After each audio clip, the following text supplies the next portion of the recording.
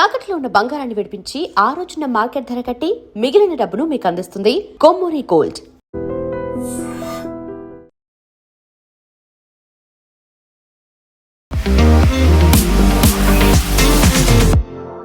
నమస్తే, నేను Kavitha. Welcome to I dream news and నిజాలు. మేక్ అమెరికా గ్రేట్ అగైన్ అనేటువంటి నినాదంతో ట్రంప్ మరోసారి అమెరికా ప్రతాపాన్ని చూపించబోతున్నారు. ఇరాన్ని అతి త్వరలో తేల్చుకోండి, లేకపోతే అసలేమీ మిగలదు అనేటువంటి క్యాప్షన్ కూడా. ఇరాన్ ముందు 5 ప్రతిపాదనల్ని డొనాల్డ్ ట్రంప్ పెట్టాడు. అదే 5 ప్రతిపాదనల్ని ఇరాన్ తిప్పికొడుతూ తను ఇంకొక 5 ప్రతిపాదనల్ని అమెరికా ముందుంచింది. ఇది ఎప్పుడు క్లోజ్ అవుతుంది, నిజంగానే ఒక కంక్లూడింగ్ పాయింట్ అనేది ఉంటుందా లేదా? మనతో పాటుగా ఉన్నారు సీనియర్ జర్నలిస్ట్ సురేష్ కొచ్చతిరి గారు. సార్ నమస్తే. సో ఇప్పటికి ఆల్మోస్ట్ 80 days అవుతోంది.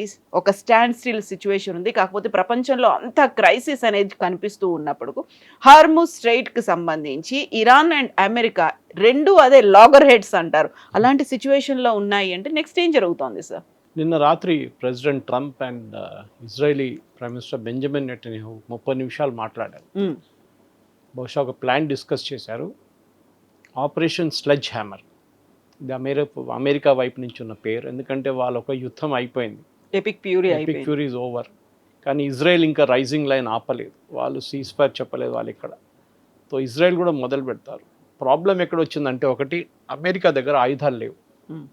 వాళ్ళు ఉన్న పేట్రియట్ మిసైల్స్ కానీ థాడ్ కానీ ఈవెన్ చాలా మటుకు వాళ్ళ లోవర్ ఎండ్ మిసైల్స్ కూడా వాడుకున్నారు.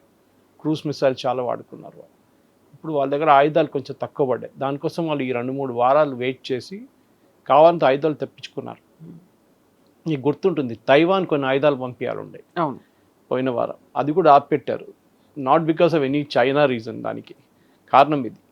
ఇప్పుడు యూఎస్కి అర్జెంటుగా ఆయుధాలు కావాలి, దానికున్న వాళ్ళ దగ్గర ఆయుధాలు తక్కువ పడ్డది. సో దాన్ని ఇప్పుడు రిలీజ్ చేశారు మొన్న. సో బహుశా ఇంకొక 24 గంటల లోపల ఇరాన్ మీద ఒక పెద్ద అటాక్ జరగబోతుంది. దానికి 2-3 మేజర్ కారణాలు ఉన్నాయి. ఒకటి, 5 ప్రతిపాదనలు అక్కడ ఇక్కడ పంపిస్తున్నా, అదేం కాదు, అది nothing is will happen. Because Iran అడుగుతుంది, యూఎస్ ఇస్తున్న రెండు వైపు నుంచి డిఫరెంట్ ప్రపోజల్స్ అనమాట. ఇరాన్ ఏమో మేము న్యూక్లియర్ వెపన్స్ ఆపము, ఎన్రిచ్మెంట్ ఆపం, మేము మీకు 400 కిలోలు మా యురేనియం మీకు ఇవ్వము, మా దగ్గరే ఉంటుందని అన్నీ చెప్తారు. అదే టైంలో మా మీద చేసిన డెమాలిషన్స్ కానీ మా మీద చేసిన బాంబింగ్లో డబ్బులు ఇవ్వాలి దానికన్నా. US said nothing doing. మా అసెట్స్ రిలీజ్ చేశారు, నథింగ్ డూయింగ్ అన్నారు. సో ఇరాన్ ఏం అడిగారు, యూఎస్ నో అని చెప్పారు. అదే టైంలో యూఎస్ అడుగుతుందా కూడా ఇరాన్ నో అంటున్నారు. కానీ మీరు చెప్పిన మాటకి strait of Hormuz big point. So నిన్న ఒక మేజర్ టర్నింగ్ పాయింట్ వచ్చింది, అది మీడియాలో రిపోర్ట్ చేయలేదు. Iran senior security council chairman నిన్న ఒక కొటేషన్ ఇచ్చాడు. అంటే మన దాంట్లో సుపారీ అంటారు మనం. President Trump, Benjamin Netanyahu and chief of staff admiral Caine, వీళ్ళు ముగ్గురిని, అంటే సెంట్కామ్ చీఫ్ ఆయన్ని, వీళ్ళ ముగ్గురిని చంపాలని చెప్పేసి ఒక సుపారీ ఇచ్చారు. చాలా పెద్ద అమౌంట్ అది. సో వీళ్ళ ముగ్గురిని, ఎందుకంటే వాళ్ళ సుప్రీం లీడర్ ఖమేనీని చంపిన మనుషులు వీళ్ళ ముగ్గురు. సో వీళ్ళ మీద చర్యలు ఉండాలి, ఎవరు చేస్తారో వాళ్ళకి ఇన్ని కోట్లు, ఐ థింక్ 500 కోట్లు ఎంతో ఇస్తున్నారు. చాలా పెద్ద అమౌంట్ అది. ఇది యుఎస్ నోట్ చేసుకున్నారు, కానీ ఇంటర్నేషనల్ మీడియాలో ఇది ఎక్కువ రాలేదు. అమెరికన్ మీడియాలో వచ్చింది, ఇజ్రాయేలీ మీడియాలో వచ్చింది, కానీ అరబ్ మీడియాలో ఎక్కడ దీని గురించి మాటలు రావట్లేదు బయట. సో బహుశా that was the last straw on the camels back అంటారు.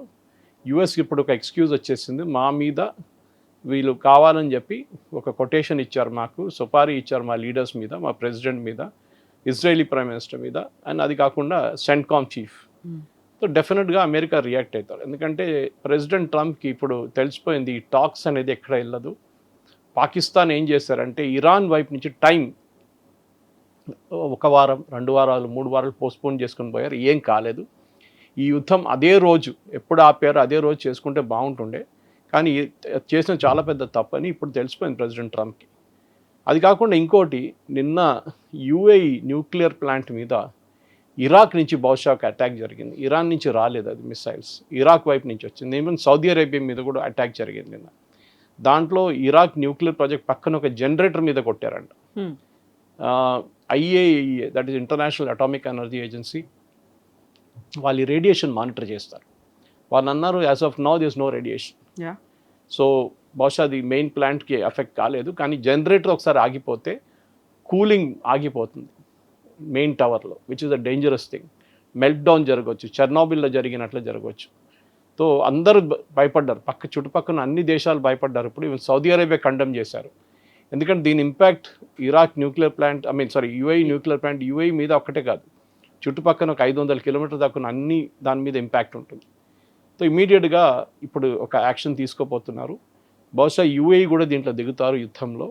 సౌదీ అరేబియా కూడా చేయొచ్చు, ఎందుకంటే వాళ్ళ మీద immediate as soon as US bombing మొదలు పెడతారో ఇమ్మీడియట్గా ఇరాన్ అండ్ ఇరాక్, ఇప్పుడు ఇరాన్ కన్నా ఎక్కువ ఇరాక్ నుంచి మిసైల్స్ వస్తున్నాయి. ఇరాక్లో ఉన్న షియా గ్రూప్స్ ఉన్నాయి, వాళ్ళు ఫైర్ చేస్తున్నారు ఇప్పుడు. సో అమెరికన్ అసెట్స్ మీద కూడా దాడి జరగవచ్చు.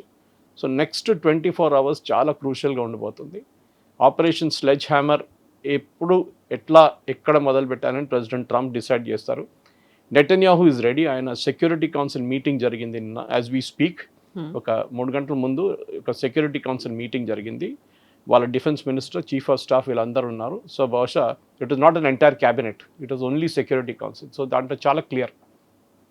సో బహుశా as we speak Indian time ఒక ట్యూస్డే మార్నింగ్ కల్లా ఏదో ఒకటి పెద్ద అటాక్ జరగవచ్చు. And this will be a fight to the finish. ఎందుకంటే తెలిసిపోయింది ప్రెసిడెంట్ ట్రంప్కి ఇంకా ఇది ఎక్కడ ఆగదు, ఇది ఓన్లీ టాక్ అని చెప్పి పాకిస్తాన్ ఆడిన పెద్ద ఒక గేమ్ ఇది, ఇంకా దీన్ని ఆపలేరు ఎక్కువ రోజులు అని చెప్పి డిసైడ్ చేయబోతున్నాను. కాకపోతే ఇప్పుడు మళ్ళీ చర్చల కోసం భారత్ లాంటి కంట్రీస్ కూడా ఇంటర్వ్యూన్ అవుతే బాగుంటుందేమో అనేటువంటి అనాలిసిస్లు ఇవన్నీ కూడా వినిపిస్తున్నాయి. ఆ తర్వాత యునైటెడ్ నేషన్స్లో కూడా దీనికి సంబంధించినటువంటి ఒక ప్రస్తావనని భారతదేశం తీసుకొచ్చింది.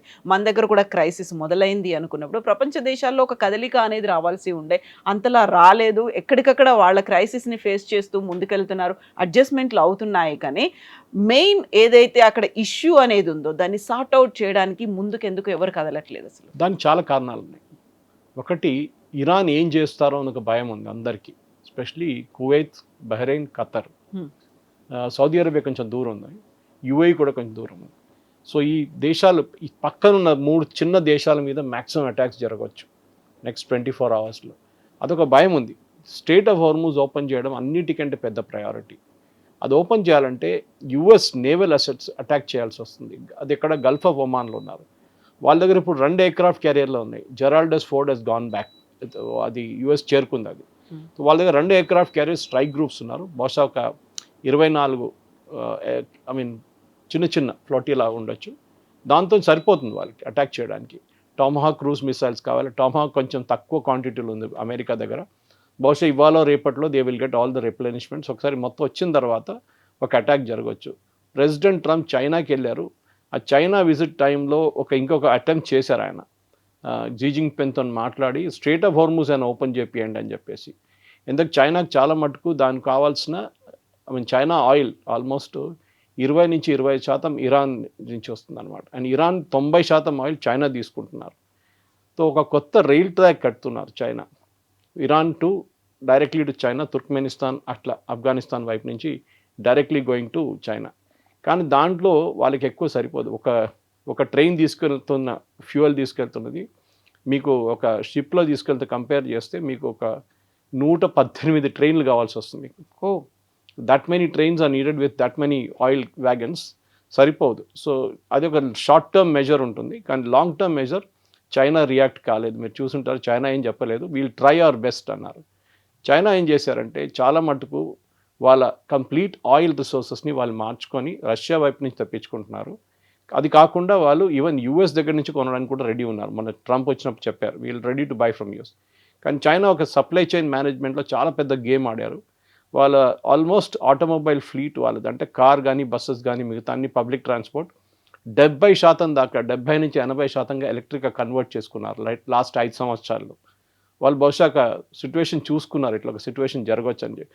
మనం చేసిన తప్పది మన వైపు ఇండియాలో, we should also done that. కానీ మన వైపు బస్సెస్ కన్వర్ట్ అవుతున్నాయి, కానీ పర్సనల్ ట్రాన్స్పోర్ట్ ఇప్పుడు కూడా నాట్ ఈవెన్ 5% ఎలక్ట్రిక్ రాలేదు మన వైపు. సో మనం దానికోసం సఫర్ అవుతున్నాం. కానీ మనం చూసాం, మొన్న మోదీ గారు యుఏఈకి వెళ్ళినప్పుడు ఒక ఒప్పందం చేశారు, అది చాలా ఇంపార్టెంట్ ఒప్పందం. అది కూడా అక్కడ కూడా మన మీడియాలో ఎక్కువ రిపోర్ట్ చేయలేదు. ఒరిస్సా వైపు ఒక కొత్త స్ట్రాటజిక్ పెట్రోలియం రిజర్వ్ పెట్టబోతున్నారు. And underground facility, overground facility కూడా ఉండొచ్చు. యుఏఈ ఏం చేస్తారంటే వాళ్ళ వైపు నుంచి వాళ్ళు అక్కడ స్టోర్ చేస్తున్న ఆయిల్ బదులు ఇండియాలో స్టోర్ చేస్తారు క్రూడ్ ఆయిల్. ఇప్పటి నుంచి వాళ్ళు ఫ్యూజరాయిల్లో స్టోర్ చేస్తారు. వాళ్ళు అక్కడి నుంచి టేక్ ఆఫ్ పాయింట్ ఉంటుంది. యుద్ధం ఇవాళ ఆగింది, రేపు మళ్ళీ మొదలు కావచ్చు, మళ్ళీ ఆగుతుంది, మళ్ళీ మొదలు కావచ్చు ఉంటుంది. ఏం చేస్తున్నారు, 30 మిలియన్ బ్యారల్స్ ఫెసిలిటీని ఒడిశా వైపు ఒక కొత్త ఫెసిలిటీ క్రియేట్ చేస్తున్నారు. తో సౌత్ ఈస్ట్ ఏషియాకి వెళ్ళే షిప్స్ అన్నీ, అంటే మలేషియా, సింగపూర్, ఇండోనేషియా, ఫిలిప్పీన్స్, ఈ దేశాలకి వెళ్ళే ఆయిల్ అంతా ఇప్పుడు ఇండియా నుంచి తీసుకెళ్తారు. So they will go to India, collect and go off from there. And రెగ్యులర్గా యూఏ దీన్ని రిప్లెనిష్ చేస్తుంటారు. మనకు కూడా కావాల్సింటే అప్ టు 5 మిలియన్ బ్యారల్స్ మనం దాని నుంచి తీసుకోవచ్చు. బెస్ట్ పార్ట్, దీనికి యూఐ రెంట్ కడతారు మనకి. ఓకే, మెయింటెనెన్స్ అండ్ రెంట్ మనకి ఇస్తారు. మనం వైపు నుంచి బహుశా ఇండియన్ ఆయిల్ దాన్ని మెయింటైన్ చేయబోతున్నారు కంప్లీట్గా. ఇదొక పెద్ద మూవ్. ఎందుకంటే మనం అనుకున్న ఇది మోదీ గారు వెళ్ళారు 3 గంటలు ఏం చేశారని చెప్పి. ట్రంప్ చైనాకి వెళ్ళారు, కానీ ఒక్క ఒప్పందం కూడా కరెక్ట్గా చేయలేదు. మోదీ గారు వెళ్ళినప్పుడు 7 ఒప్పందాలు చేశారు, 12 అని చెప్తున్నారు. దాంట్లో 5 సీక్రెటివ్ ఉన్నాయి, డిఫెన్స్ ప్యాక్స్ ఉండొచ్చు. అది సో ఇండియా వైపు నుంచి ఒక డిఫెన్స్ అవుట్పోస్ట్ యూఏఈలో మెయింటైన్ చేయబోతున్నారు ఈ యుద్ధం అయినాక. బేసిక్లీ నేవల్ అవుట్పోస్ట్ ఉండొచ్చు. అది కాకుండా ఒక చిన్న యాంటీ మిసైల్ థ్రెట్ కోసం ఒకసారి ఇజ్రాయెల్ అక్కడి నుంచి జరిగిన తర్వాత ఇండియా ఇజ్రాయెల్ని రీప్లేస్ చేయబోతున్నారు. ఎందుకంటే మొన్న ఇరానియన్ ఫారెన్ మినిస్టర్ ఢిల్లీకి వచ్చినప్పుడు బ్రిక్స్ మీటింగ్లో పెద్ద గొడవ జరిగింది. ఒక రెజల్యూషన్ ఉండే, దీన్ని వ్యతిరేకించే అమెరికన్ అటాక్స్, కానీ దాన్ని చాలా మటుకు బ్రిక్స్ కంట్రీసే అపోజ్ చేశారు. ఆ రెజల్యూషన్ పాస్ కాలేదు. అప్పుడు ఇరాన్ చెప్పారు, యుఏ కూడా అదే మీటింగ్లో ఉన్నారు, యుఏ ఫారెన్ మినిస్టర్, ఆయనకు వార్నింగ్ ఇచ్చారు, మీరు ఇజ్రాయెల్ని మీ దగ్గర పెట్టుకుంటే మేము మిమ్మల్ని రిపీటెడ్గా కొడతాం మేము అని చెప్పేసి. సో దానికోసం నేను చెప్పాను, ఇప్పుడు యుఏ కూడా అటాక్ చేయవచ్చు. దీనికన్నా ముందు యుఏ అటాక్ చేశారు. ఓకే, అది మన చాలా రోజుల తర్వాత తెలిసింది, ఆల్మోస్ట్ 22 రోజుల తర్వాతనే దీని ఇన్ఫర్మేషన్ బయటకు వచ్చింది, that UAE also attacked Iran అని చెప్పేసి. సో బహుశా సౌదీ అరేబియా కూడా చేయొచ్చు ఇప్పుడు. కానీ బహ్రెయిన్, కువైత్ నేను చెప్పాను చూడండి, Qatar, they will not do. వాళ్ళకి భయం ఉంది, ఇరాన్ అంటే భయపడతారు వాళ్ళు కొంచెం. ఇది ఇప్పుడున్న పరిస్థితి చాలా వాలటైల్ సిచ్యువేషన్ కవిత గారు. బహుశా యుద్ధం మొదలైనప్పుడు ఎట్లా ఉండే అదే సిచ్యువేషన్ తిరిగి వస్తున్నాం.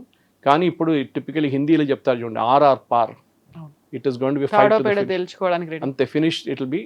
ఎందుకంటే ఇంకా ఎక్కువ రోజులు దీన్ని తీసుకెళ్ళాం. ప్రెసిడెంట్ ట్రంప్ చాలా మటుకు పొలిటికలీ సఫర్ అవుతున్నారు యూఎస్లో. ఆయన రేటింగ్ 78% పడిపోయింది. ఇవాళ ఎలక్షన్ జరిగితే, మిడ్ టర్మ్ పోల్స్ ఇవాళ జరిగితే రిపబ్లికన్ పార్టీ కంప్లీట్గా వైప్అవుట్ అయిపోతారు యూఎస్లో. వాళ్ళు 10%, 15% కూడా వాళ్ళకి సీట్స్ రావు, అంత దారుణ పరిస్థితిలో ఉన్నారు. So President Trump he's reach the end of his patience. చెప్పారు చూడండి నిన్న ట్వీట్ చేసినప్పుడు, time is of the essence. So that is the indication that next ఒక వారం 10 రోజులు I think it will be a fight to the finish. ఇరాన్ని mostly probably finish చేసేస్తారు వాళ్ళు. బట్ ఇంత అయినప్పుడు కూడా ఇరాన్ చాలా అగ్రెసివ్గా వెళ్తుంది. ఇప్పటిదాకా కేవలం స్ట్రైట్ ఆఫ్ హార్మూజ్ నుంచి కావాల్సినటువంటి క్రూడ్ ఆయిల్ వీటన్నిటి మీదే కాదు, అండర్ గ్రౌండ్లో ఉన్నటువంటి కేబుల్ని మీద కూడా మేము అటాక్ చేస్తాము అనేది, దానికి సంబంధించి నిర్వహణ బాధ్యతలు మాకు ఇవ్వండి, లేకపోతే కంప్లీట్గా అటాక్ చేస్తాము అంటే ఇప్పటిదాకా మనం చూసిన క్రైసిస్ కంటే కూడా ఇంకా ఎక్కువ క్రైసిస్ అనేది రాబోతోంది. కేబుల్ కనెక్షన్ అయిందంటే ఇంటర్నెట్ కూడా పనిచేయడం మానేస్తుంది, కమ్యూనికేషన్స్ పోతాయి, శాటిలైట్ మీద ఎఫెక్ట్ పడుతుంది. ఇవన్నీ ఇంత మ్యాసివ్గా ఇంపాక్ట్ అనేది ఉండబోతోంది అనుకున్నప్పుడు అదే మాట వస్తుంది. నెక్స్ట్ ఏం జరగబోతోంది మళ్ళీ? ఈ కేబుల్స్, మీరు చెప్పిన కేబుల్స్ అన్ని వెస్ట్ ఏషియా వైపు వెళ్తుంది, that terminating in west Asia. So వాళ్ళ మీద ఇంపాక్ట్ ఉంటుంది. ఇది అన్ని గల్ఫ్ కంట్రీస్ కాకుండా little part of Egypt also. కానీ మేజర్ యూరోపియన్ ట్రాఫిక్ ఈ సైడ్ నుంచి అట్లా వెళ్ళిపోతుంది అన్నమాట. They don't touch the Gulf Coast. Iran చేయరు, వాళ్ళకి తెలుసు దీని ఇంపాక్ట్ ఎట్లా ఉండబోతుంది. ఎందుకంటే ఇప్పుడు దాకా యూరోప్ దీంట్లో వాళ్ళు కాలు పెట్టలేదు ఇంకా. ఈవెన్ దో ఫ్రెంచ్ ఒక aircraft carrier, General de Gaulle aircraft carrier is there in Middle East, British ship ఒకటి అక్కడ వచ్చింది మొన్న. సో బహుశా ఇప్పుడు వీళ్ళు కేబుల్స్ కటింగ్ అనేది ఇంటర్నేషనల్ లెవెల్లో చేయరు. It is not like blocking straight of Hormuz. ఎందుకు మీరు కేబుల్ కట్ చేస్తే దాన్ని రిపేర్ చేయడానికి చాలా టైం పడుతుంది. దాని ఇంపాక్ట్ మీరు చెప్పినట్ల నాట్ జస్ట్ టెలిఫోన్స్, శాటిలైట్, మిగతా అన్ని కనెక్టివిటీ పోతుంది కంప్లీట్గా. సో ఇరాన్ చేయరు దాన్ని, that will be considered a war crime. So వాళ్ళ మీద కూడా వాళ్ళకి ఇంపాక్ట్ తెలుసు, దాన్ని చేస్తే దాని ఇంపాక్ట్ ఎట్లా ఉండబోతుందని. కానీ ఇప్పుడు జరగబోయేది మెయిన్లీ ఇరాన్ దగ్గర ఉన్న ఆయుధాలు, వాళ్ళ దగ్గర ఉన్న మిసైల్స్ ఎంత ఉందని. ఇప్పుడు యుఎస్ కూడా చాలా క్లారిటీ లేదు యుఎస్కి. కొంతమంది అంటున్నారు వాళ్ళు యుఎస్లో ఇంటెలిజెన్స్ డిపార్ట్మెంట్ వాళ్ళు బహుశా వాళ్ళ దగ్గర 30-40% ఇంకా ఉంది. మనం డిస్ట్రాయ్ చేసిన nuclear facilities, US first time bomb చేశారు లాస్ట్ ఇయర్లో, ఆపరేషన్ మిడ్ నైట్ హ్యామర్. అప్పుడు చేసిన దాంట్లో 60% డిస్ట్రాయ్ అయిందన్నారు, అది కాలేదు 40% అయింది అంటున్నారు. అది కూడా అండర్ గ్రౌండ్లో ఉందంటున్నారు. సో ఇప్పుడు ఒక కాంక్రీట్ యాక్షన్గా ఫస్ట్ బహుశా ఏం చేయబోతున్నారంటే ఇరానియన్ లీడర్షిప్ని తీసేస్తారు. వాళ్ళ ఫారెన్ మినిస్టర్ కానీ, వాళ్ళ స్పీకర్ ఆఫ్ ద హౌస్ కానీ, వాళ్ళ president and security council members వీళ్ళని ఇజ్రాయెల్ ప్లాన్ చేస్తున్నారు that they will eliminate them completely. ఒకసారి ఆ లీడర్షిప్ లెవెల్ ఎలిమినేట్ అయితే వాళ్ళ దగ్గర డిసిషన్ మేకింగ్కి ఎవరు ఉండరు అని ఒక అనాలిసిస్కి వచ్చారు యుఎస్ కాదు, ఇజ్రాయెల్ వచ్చారు. యుఎస్ ఇప్పుడు ఏం చేయబోతున్నారంటే వాళ్ళు చెప్పినట్లనే స్ట్రెయిట్ ఆఫ్ హార్మోస్ నుంచి షిప్ని బయటకు తీయడానికి ట్రై చేస్తారు.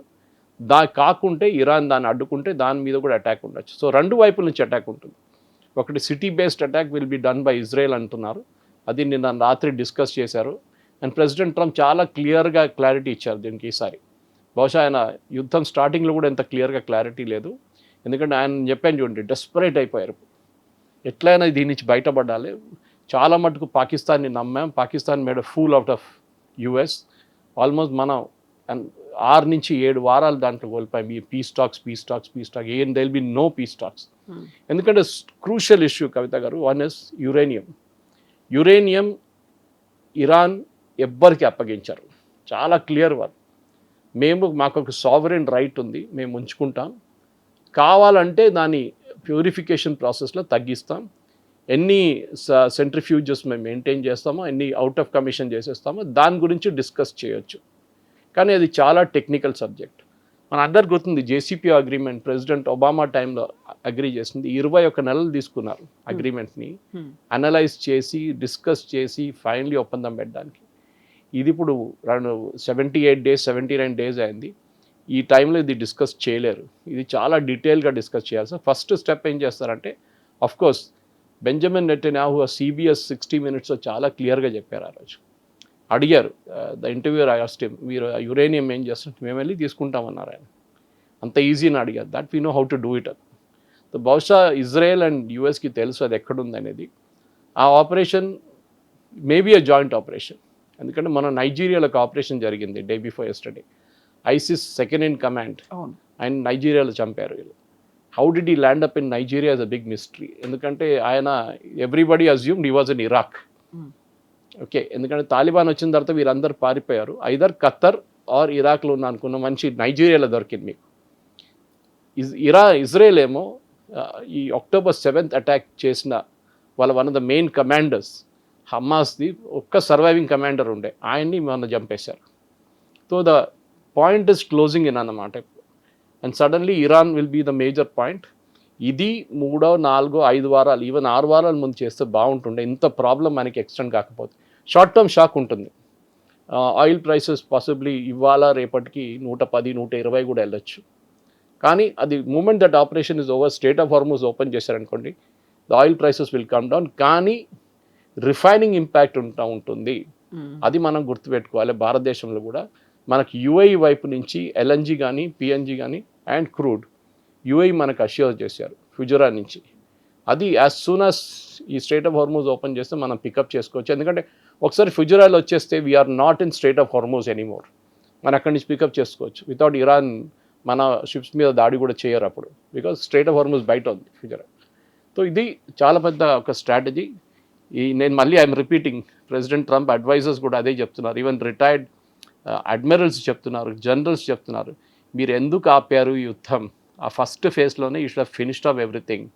అది ఎందుకు చేయలేదంటే పాకిస్తాన్ వచ్చి మేము పీస్ టాక్స్ చేస్తాం, ఇస్లామాబాద్ చేస్తాం, టాక్స్ చేస్తాం అన్నారు. Sheer waste of time. ఎప్పుడైనా ఒక యుద్ధంలో కవిత గారు ఒక బ్రేక్ తీసుకున్నప్పుడు అటాకర్ కన్నా ఎనిమికి బెనిఫిట్ ఉంటుంది. ఇది మనం గుర్తుపెట్టుకోవాలి. మన దగ్గర రాజశేఖర్ రెడ్డి గారు, I'm giving a very local equivalent, Rajasekhar Reddy గారు నక్సల్స్తోని చర్చలు జరిపారు హైదరాబాద్లో, మీకు గుర్తుంటుంది. రామకృష్ణ లాంటి వాళ్ళు ఓవర్గ్రౌండ్ వచ్చారు. ఏం జరిగింది దాని తర్వాత? ఆ నెల పాటు వాళ్ళు కంప్లీట్గా వాళ్ళ ఆయుధాలు ఆర్గనైజ్ చేసుకున్నారు, వాళ్ళ కమాండ్ సిస్టమ్స్ అంతా రీఆర్గనైజ్ చేసుకున్నారు. ఇమ్మీడియట్గా వైలెన్స్ పెరిగింది ఆ టాక్స్ కాగానే. అది ఇది సేమ్ థింగ్ ఇక్కడ కూడా జరిగింది. ఇరాన్తో ఇదే జరుగుతుంది. ఈవెన్ హమాస్కి ఏ రోజు వీళ్ళు సీజ్ ఫైర్ అని చెప్పారు, హమాస్ దాన్ని మళ్ళీ వాడుకున్నారు. ఇటువైపు హెజ్బుల్లా సేమ్ థింగ్ హ్యాపెండ్. మీరు ఒక నెల పాటు 2 నెలల పాటు వాళ్ళకి బ్రేక్ ఇచ్చినప్పుడు దే ఇమ్మీడియట్లీ వాళ్ళ ఆయుధాలు కానీ వాళ్ళ కమాండ్ స్ట్రక్చర్స్ అంతా రీఆర్గనైజ్ చేసుకున్నారు. ఇది యుఎస్ చేసిన తప్పని యుఎస్ జనరల్స్ కూడా అంటున్నారు. ఇప్పుడు ఫార్మర్ డిఫెన్స్ సెక్రటరీ అంటున్నారు that we should not have given moment. మీరు లీడర్షిప్ని కొట్టారు చూడండి, దాని 3rd day 4th day you should finished off the Iranian complete defence establishment. అది చేసిన తప్పు. బహుశా ఇంగ్లీష్లో అంటారు hind is an advance science అంటారు. అంతా అయిపోయాక మనకి అనాలిసిస్కి చాలా మంది వస్తారు ముందుకు చెప్పడానికి.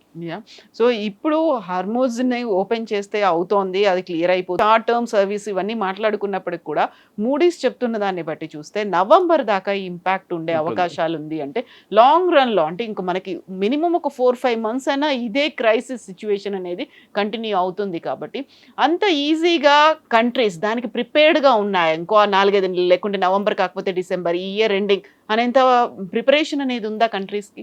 ప్రాబ్లం ఎక్కడ వస్తుందంటే రిఫైనింగ్ కెపాసిటీ మీద వస్తుంది. ఖతార్లో ఉన్న రిఫైనరీస్, ఇరాక్లో ఉన్న రిఫైనరీస్ కూడా కొట్టారు. కోర్స్ సౌదీ అరామ్కో మీద దాడి చేశారు, యుఏఈ ఫుజరా మీద దాడి చేశారు, ఖత్తర్ గ్యాస్ రిఫైనరీస్ మీద దాడి చేశారు. Problem is not crude, problem is refined. ఇండియాకి ఆ ప్రాబ్లం లేదు, ఎందుకంటే మన దగ్గర 2 పెద్ద రిఫైనరీస్ ఉన్నాయి. ఒకటి జామ్నగర్ దగ్గర ఉంది, ఇంకోటి అండ్ వీళ్ళది రష్యా తను నాకు ట్యాప్ ఉన్న నియారా అని చెప్పి మన దగ్గర ఇంకో పెద్ద రిఫైనింగ్ కెపాసిటీ ఉంది. జామ్నగర్ రిలయన్స్ వాళ్ళది ఈ నెల షట్ డౌన్ ఉండే వాళ్ళకి మెయింటెనెన్స్ కోసం. అది మినిమం 1.5-2 months తీసుకుంటారు మెయింటెనెన్స్. వాళ్ళు ఏమన్నారు, నయారాకి మెయింటెనెన్స్ నడుస్తుంది, వాళ్ళ మెయింటెనెన్స్ కాగానే we will start shut down. కానీ బహుశా ఇప్పుడు గవర్నమెంట్ ఆఫ్ ఇండియా అంటవేనాయి అంటారు, ఇప్పుడు మీరు షట్ డౌన్ చేయకండి, కొంచెం ఇంకా 3-4 నెలలు నడిపేయండి. ఎందుకంటే మీకు గుర్తుంటుంది కవిత గారు, దీనికన్నా ముందు రష్యా దగ్గర నుంచి మనం క్రూడ్ ఆయిల్ తీసుకొని మనం అదే క్రూడ్ ఆయిల్ని రిఫైన్ చేసి యూఎస్కి అమ్మాం మనం, ఈవెన్ యూరోప్కి అమ్మాం అండ్ ఈవెన్ యూక్రెయిన్కి అమ్మాం మనం. సో ఇండియా దగ్గర రిఫైనింగ్ కెపాసిటీ ఉంది, మన దగ్గర విశాఖపట్నం ఉంది, కొచ్చిన్ ఉంది, మన దగ్గర మ్యాంగ్లూర్లో ఉంది అండ్ ఆఫ్ కోర్స్ గుజరాత్ వైపు 3 ఉన్నాయి.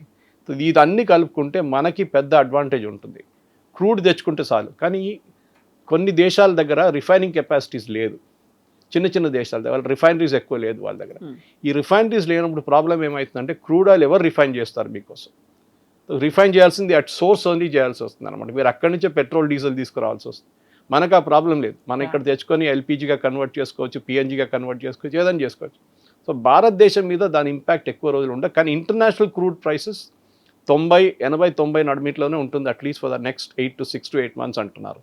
దానికి కారణం ఇది మన తప్పు కాదు, కానీ దాన్ని సఫర్ చేయాల్సి వస్తుంది అనమాట రిఫైనింగ్ కెపాసిటీ. కానీ మనం యుఏఈ చేసిన ఒప్పందంలో మోదీ గారు దాంట్లో డీటెయిల్స్ ఇవ్వలేదు, మనం ఎంత కొంటున్నాం అనేది. పాసిబ్లీ దాంట్లో ఒక డిస్కౌంట్ ఇస్తారు మనకి, 10-20% డిస్కౌంట్ ఉంటుంది యుఏఈ వైపు నుంచి. అది ఉంటే మనకి పెట్రోల్ ధరలు ఇప్పుడున్న ధరలు మనం మెయింటైన్ చేసుకుంటూ వెళ్ళొచ్చు, తగ్గదు. కానీ ఈ present rate V can continue. And ఇప్పుడున్న నష్టాలు 1,00,000 కోట్లు పర్ నెల నష్టాలు ఆయిల్ కంపెనీస్కి, హెచ్పిసిఎల్, బీపీసీఎల్, ఐఓసిఎల్ వీళ్ళు ముగ్గురు కలిసి 1,00,000 కోట్ల రూపాయలు లాక్స్ ఉంది. అది 50,000కి తీసుకురావచ్చు మనం. 50 నుంచి తర్వాత 2-3 నెలలు కానీ 40-30 దాకా తీసుకురావచ్చు. అండ్ ఒకసారి $70 per barrel వస్తే మనం బ్రేక్ ఈవెన్ అయిపోతాం. ఇప్పుడు యునైటెడ్ నేషన్స్ దగ్గరికి భారతదేశం వెళ్ళింది అనుకుంటే, ఇంతకాలం యునైటెడ్ నేషన్స్ ఏం చేసింది? నిజంగా తన దగ్గర పవరే ఉంటే యునైటెడ్ నేషన్ యాక్షన్లోకి ఎందుకు దిగలేదు? మనం ఎందుకు అక్కడ యునైటెడ్ నేషన్స్ దగ్గరికి వెళ్ళి ఒక కంప్లైంట్ చేయాల్సినటువంటి పరిస్థితి వచ్చింది? యునైటెడ్ నేషన్స్ ఒక ఫెయిలియర్, బిగ్గెస్ట్ బ్లండర్ అండ్ ఒక డిబేటింగ్ సొసైటీ. కానీ యునైటెడ్ నేషన్స్ అప్పుడప్పుడు పనికొస్తారు. మన ఇరాక్ వార్కి వెళ్తే అప్పుడు సద్దాం హుస్సేన్ మీద దాడి చేయడానికి తయారైనప్పుడు ప్రెసిడెంట్ జార్జ్ బుష్ ఆయన ఏం చేశారంటే యునైటెడ్ నేషన్స్కి వెళ్ళి అప్రూవల్ తీసుకున్నారు. దిస్ ఇస్ సంథింగ్ అందరు అంటున్నారు, ప్రెసిడెంట్ ట్రంప్ కూడా బహుశా అది చేయాలి ఉండే అని. కానీ ఆయనకు భయం ఉండే చైనా అండ్ రష్యా దాన్ని వీటో చేస్తారో మనం భయం ఉండే అని ప్రెసిడెంట్ ట్రంప్. దానికోసం యుఎన్కి వెళ్ళి, అండ్ యుఎన్ ఆయనకి అసలు పట్టదు. ప్రెసిడెంట్ ట్రంప్ అంటారు ఇట్స్ అబ్సల్యూట్లీ యూజ్లెస్ బాడీ, ఏం పనికిరాని. కానీ యుఎన్ దగ్గర వెళ్ళి ఒకసారి ఒక స్టాంప్ కొట్టేసుకుంటే you get an international approval. మనం ఎందుకు వెళ్ళామంటే బేసిక్లీ మనం వెళ్ళలేదు ఎందుకు అని అడగొచ్చు ఎవరైనా రేపు. యునైటెడ్ నేషన్స్ మీరు ఎందుకు రాలేదు, ఒక రెజల్యూషన్ పాస్ చేస్తే కూడా ఏం కాదు, ఎవరు వినరు. ఇరాన్ వినరు, యుఎస్ వినరు, ఇజ్రాయెల్ పట్టించుకోరు, ఎవరు పట్టించుకోరు. కానీ ఒక డిప్లొమాటిక్ లెవెల్లో ఒక అప్రూవల్ తీసుకున్నట్లు ఉంటుంది. We have taken up. అది ప్రెసిడెంట్ బుష్ చేసిన పెద్ద అది. I mean you see that operation ఇరాక్లో జరిగినప్పుడు చాలా మటుకు that was mainly UN approved mission ఉండే. దానికోసం నేటోని తీసుకెళ్లారు. వెపన్స్ ఆఫ్ మాస్ డిస్ట్రక్షన్ ఉందని అక్కడ వెళ్ళారు, కానీ వెపన్ దొరకలేదు, మాస్ డిస్ట్రక్షన్ లేకుండే. Iraq became totally unstable after the Saddam Hussein చంపేశారు. ఇప్పుడు యుఎన్కి వెళ్ళింది మనం బేసిక్లీ ఒక ఏం చెప్తారు, okay we went to UN అని చెప్పొచ్చు అంతే. కానీ వాళ్ళ దగ్గర వెళ్ళి వాళ్ళు ఏం చేయలేరు UN.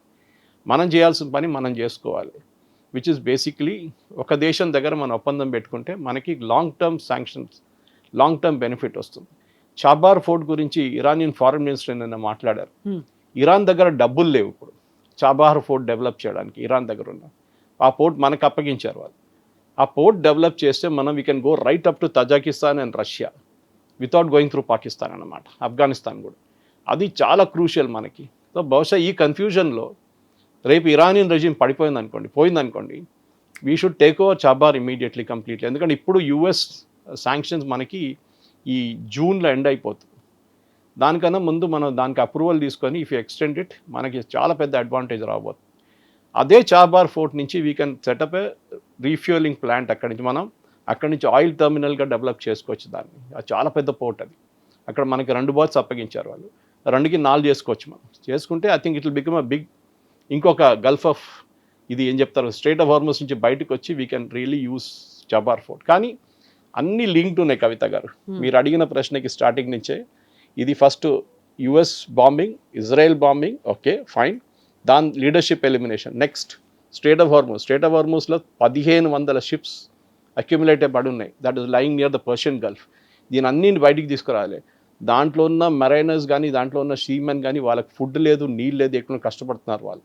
They have to be brought out first. వాళ్ళు 1500 షిప్స్ని బయటికి తీసుకురావాలంటే మీకు మినిమం 20 రోజులు పడుతుంది మీకు అండర్ ద ప్రెజెంట్ సర్కమ్స్టాన్స్. ఎంత స్పీడప్ చేసినా కానీ 20 రోజుల తర్వాతే ఫ్రెష్ సెట్ ఆఫ్ షిప్స్ వెళ్ళొచ్చు లోపలికి, మళ్ళీ దాది ఆయిల్ తీసుకురావాల్సి. సో బహుశా ఏం జరగబోతుందంటే US will take over Kharg island. వాళ్ళ కమాండోస్ని దింపుతారో స్పెషల్ ఫోర్స్ని దింపుతారో. అది చేసిన తర్వాత రీఫ్యూల్ అక్కడి నుంచి ఫ్యూయలింగ్ స్టార్ట్ చేస్తారు ఇరాన్ నుంచి, దట్ ఈస్ కార్గ్ ఐలాండ్ నుంచి.